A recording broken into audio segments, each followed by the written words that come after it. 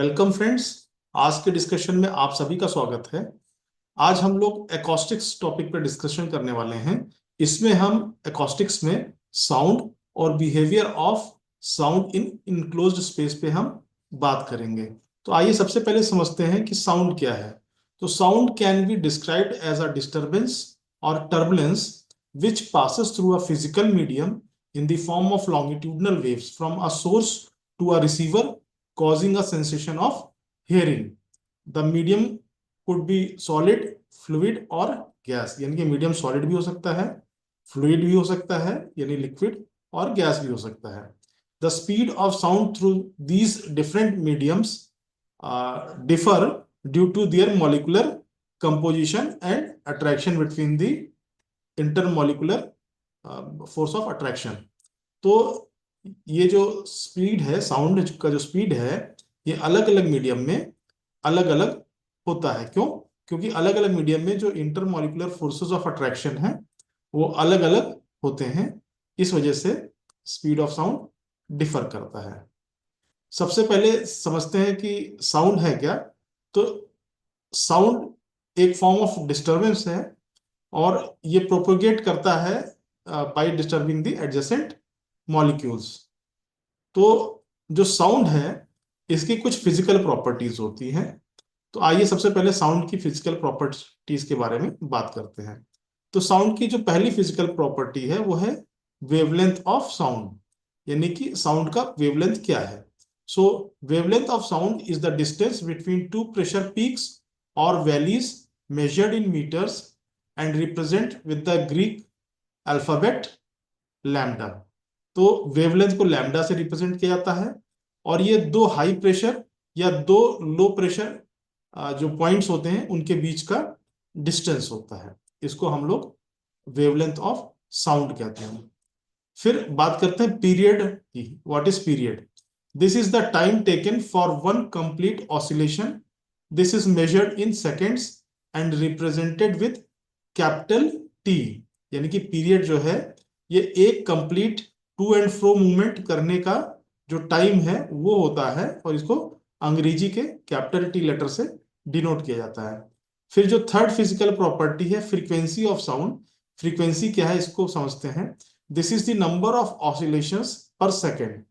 This is represented by small f. अंग्रेजी का जो स्मॉल एफ है उससे इसको रिप्रेजेंट करते हैं और इसको हर्ट्स HERTZ हर्ट्स में मेजर किया जाता है। जो चौथी फिजिकल प्रॉपर्टी ऑफ साउंड है that is the velocity of sound. This is the rate at which a sound wave travels from a source through a medium to the receiver. यानी कि velocity of sound जो है वो sound wave के travel करने का rate है और इसकी यूनिट जो है मीटर पर सेकेंड जो है इसमें नापी जाती है। अलग अलग डेंसिटी का मीडियम है तो साउंड वेलोसिटी अलग अलग होगा। एम्पलीट्यूड क्या होता है? This is the distance between a crest the highest point and a valley the lowest point. तो इन दोनों के बीच का जो डिस्टेंस होता है, ये फिगर में आप देख पा रहे होंगे, highest point and lowest point के बीच का डिस्टेंस होता है, इसको एम्पलीट्यूड कहा जाता है। फिर बात करते हैं what is pitch of sound.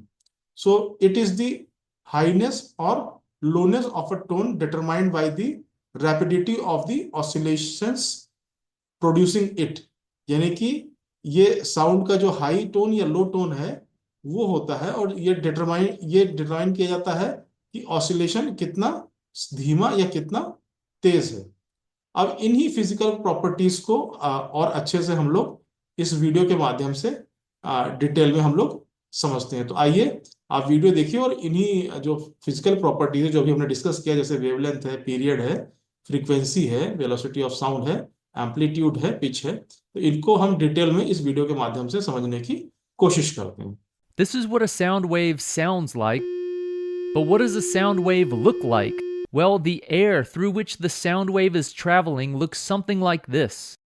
But if you want another visual representation of the sound, we can hook this speaker up to an oscilloscope and it gives us this graph. We say that this shape represents the sound wave because if we focus on a single molecule of air, we see that it moves back and forth just like a sine or cosine graph. The horizontal axis here represents time, and the vertical axis can be thought of as representing the displacement of that air molecule as it oscillates back and forth. The center line here represents the equilibrium position or undisturbed position of that air molecule. If we turn up the volume, we see that the oscillations become larger and the sound becomes louder. The maximum displacement of the air molecule from its undisturbed position is called the amplitude. Be careful, the amplitude is not the length of the entire displacement, it's only the maximum displacement measured from the equilibrium position.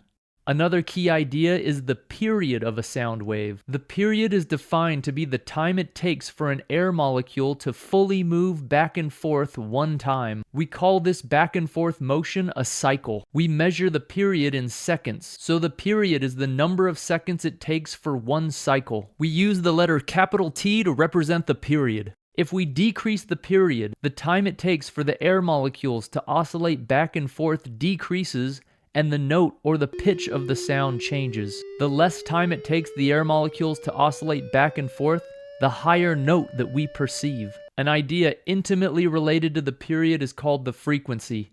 Frequency is defined to be 1 over the period. So since the period is the number of seconds per oscillation, the frequency is the number of oscillations per second. Frequency has units of 1 over seconds, and we call 1 over a second a hertz. Typical sounds have frequencies in the hundreds or even thousands of hertz. For instance, this note, which is an A note, is causing air to oscillate back and forth 440 times per second, so the frequency of this A note is 440 hertz. Higher notes have higher frequencies, and lower notes have lower frequencies. Humans can hear frequencies as low as about 20 hertz, and as high as about 20,000 hertz. But if a speaker were to oscillate air back and forth more than about 20,000 times per second, it would create sound waves, but we wouldn't be able to hear them. For instance, this speaker is still playing a note, but we can't hear it right now. Dogs could hear this note though. Dogs can hear frequencies up to at least 40,000 hertz. Another key idea in sound waves is the wavelength of the sound wave. The idea of a wavelength is that when this sound is traveling through a region of air, the air molecules will be compressed close together in some regions and spread far apart from each other in other regions. If you find the distance between two compressed regions, that would be the wavelength of that sound wave. Since the wavelength is a distance, we measure it in meters. Be careful, people get wavelength and period mixed up all the time. The period of a sound wave is the time it takes for an air molecule to oscillate back and forth one time. The wavelength of a sound wave is the distance between two compressed regions of air. People get these mixed up because there's an alternate way to create a graph of this sound wave. Consider this, before the wave moves through the air, each air molecule has some undisturbed position from the speaker that we can measure in meters. This number represents the equilibrium undisturbed position of that air molecule. Then, as the sound wave passes by, the air molecules get displaced slightly from that position. So an alternate graph that we could make would be the displacement of the air molecule versus the undisturbed position or equilibrium position of that air molecule. This graph would let us know for a particular moment in time how displaced is that air molecule at that particular position in space. This graph shows us that in some regions the air is displaced a lot from its equilibrium position, and in other regions the air is not displaced much at all from its equilibrium position. For this kind of graph, the distance between peaks represents the wavelength of the sound wave, not the period, because it would be measuring the distance between compressed regions in space. So be careful, for a sound wave, a displacement versus time graph represents what that particular air molecule is doing as a function of time. And on this type of graph, the interval between peaks represents the period of the wave. But a displacement versus position graph represents a snapshot of the displacement of all the air molecules along that wave at a particular instant of time. And on this type of graph, the interval between peaks represents the wavelength.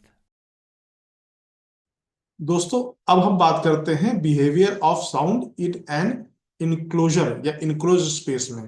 तो basically enclose space क्या होता है, सबसे पहले इस चीज को हम समझते हैं। एक इनक्लोज स्पेस जो है एक रूम होता है जो कि 4 वॉल से बाउंडेड होता है और टॉप में इसकी सीलिंग होती है और नीचे इसमें फ्लोर होता है। तो जो इनक्लोजर है ये एक बंद जगह होती है, यानी इनक्लोज स्पेस होती है, and this space is created you by 4 walls and ceiling and floor. अब ये जो इनक्लोज स्पेस है ये दो तरह की हो सकती है।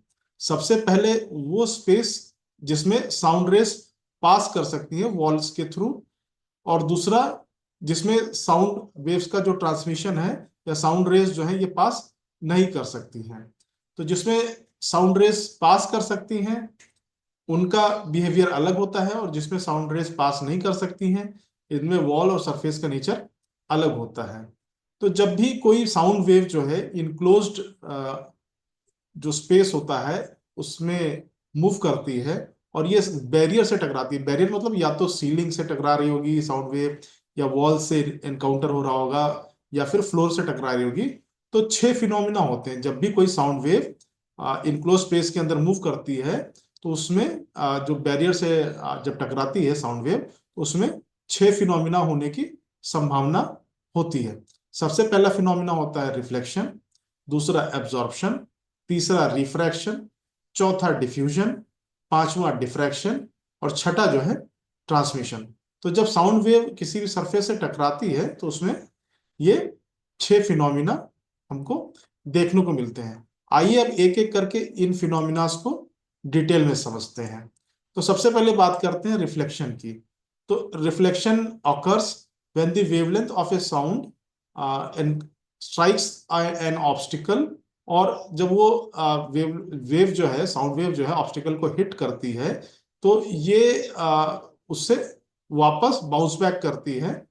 अगर सरफेस स्मूथ है, पॉलिश्ड है और शाइनिंग है, हार्ड है, तो इसमें जो साउंड का एंगल ऑफ इंसिडेंस होता है वो एंगल ऑफ रिफ्लेक्शन के बराबर होता है। यानी कि जो साउंड सोर्स से आ रहा होता है उसको एंगल ऑफ इंसिडेंस कहा जाता है साउंड का, और सरफेस टकराने के बाद साउंड वापस जा रहा होता है वो रिफ्लेक्टेड साउंड होता है। तो वो जो हॉरिजॉन्टल सरफेस से एंगल बनाता है उसको एंगल ऑफ रिफ्लेक्शन कहते हैं। ये जो साउंड वेव है ये बैरियर से इनक्लोज स्पेस के मल्टीपल टाइम्स स्ट्राइक करता है, और जब भी स्ट्राइक करता है थोड़ी एनर्जी ये लूज करता है, और ये प्रोसेस तब तक कंटिन्यू करता है जब तक कि साउंड डीके होके जीरो ना हो जाए, खत्म ना हो जाए।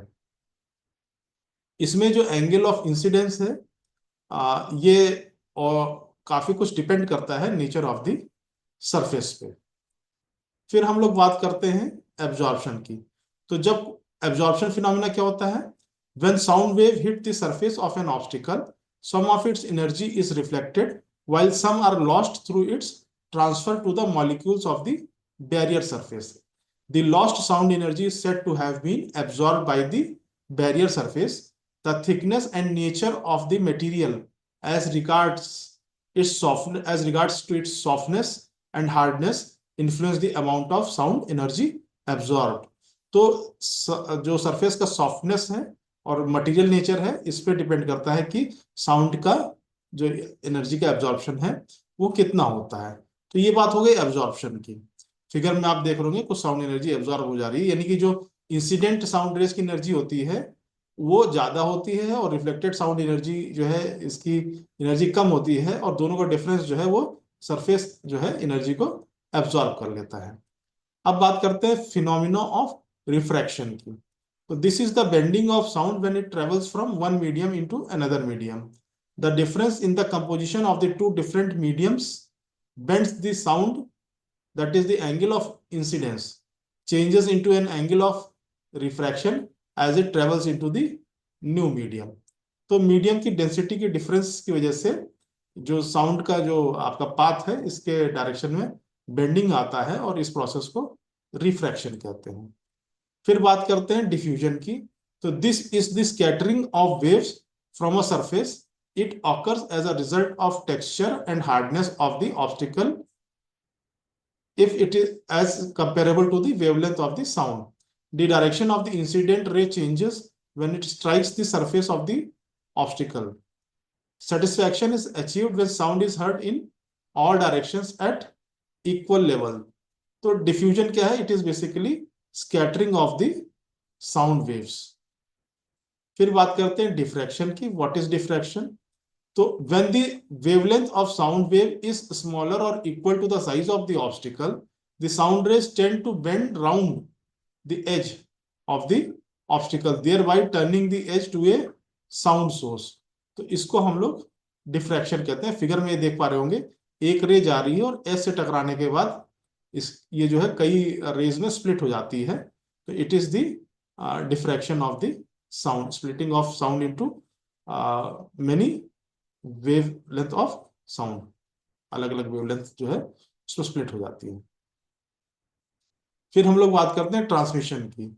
इन this phenomena sound waves is carried by molecule of the obstacle through vibration and re-emitted at the other side irrespective of the medium. It can be structure blown, air blown और impact of the sound. तो ये 6 phenomena हो गए जो कि sound जो है wave जब किसी ऑब्स्टिकल को एनकाउंटर करता है तो देखने को मिलते हैं।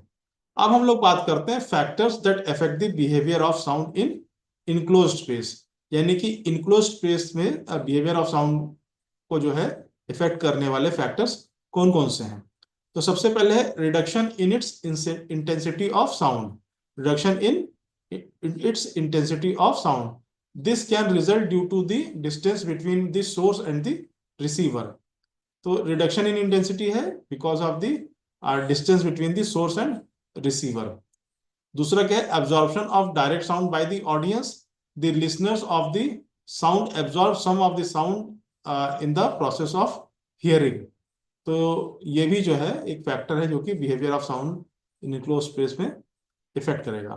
Absorption of direct and reflected sound by the surfaces, there are various natures of surfaces in an enclosed space, और ये जो है डायरेक्ट एंड रिफ्लेक्टेड साउंड को एब्जॉर्ब करते हैं। The walls, ceiling and floor of the enclosure absorb and reflect sound waves, thereby controlling the way the sound behave.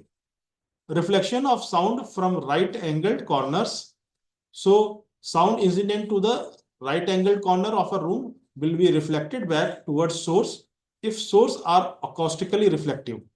This can in turn produce echoes, especially in large spaces. फिर जो next factor है that is dispersion of the sides of an enclosure. तो इसमें reflections can be controlled by making one surface dispersive, that is not at right angle to the other. This would have affected the reflection of sound, thereby affecting the behavior of the sound in enclosed space. फिर edge diffraction of the sound. Edge diffraction results in the curvature of a part of a sound wave around the edge of a barrier. This causes the obstacle to scatter the sound waves, making it behave like a source of sound. फिर next जो factor है वो है sound shadow. Any barrier interrupting a sound wave will create a shadow synonymous to the light rays. However, because of edge diffraction, some sound will creep into this, but such penetration is frequency dependent. High frequencies are less diffracted than low frequencies. Such problems can occur in auditorium with balconies. फिर next जो factor है वो primary reflection का है। This depends on the angle of incidence which is equal to the angle of reflection. Also the nature of sound reflector is important. फिर जो next factor effect करता है बिहेवियर ऑफ साउंड को वो है panel resonance. Panel resonance, sound waves can propagate through a solid material by panel vibrations. The sound does not actually penetrate the material, but rather causes this to vibrate and act as a sound source itself. The panel will be vibrated by both direct and reflected sound waves. तो ये कुछ factors थे जो कि behaviour of sound in enclose spaces को effect करते हैं, यानी कि एक इनक्लोज स्पेस में जो साउंड का बिहेवियर है उसको इफेक्ट करने वाले ये कुछ फैक्टर्स थे। तो दोस्तों आज के डिस्कशन को जो है एकॉस्टिक्स के हम लोग यहीं तक रखते हैं। आज बेसिकली हम लोग ने साउंड का introduction, behaviour of sound in enclose space and factors that affect the behaviour of sound in enclose space, in 3 points पे हमने डिस्कशन किया है। इन डिस्कशन में अगर कोई आपको क्लैरिटी नहीं मिल पा रही या कोई डाउट है तो आप हमको जो है कमेंट करके पूछ सकते हैं। और यदि आपको आज का हमारा ये डिस्कशन अच्छा लगता है तो आप हमारे चैनल को लाइक एंड सब्सक्राइब कर सकते हैं। तो दोस्तों, आज जो है आज का डिस्कशन अब हम लोग यहीं खत्म करते हैं। Goodbye, thank you.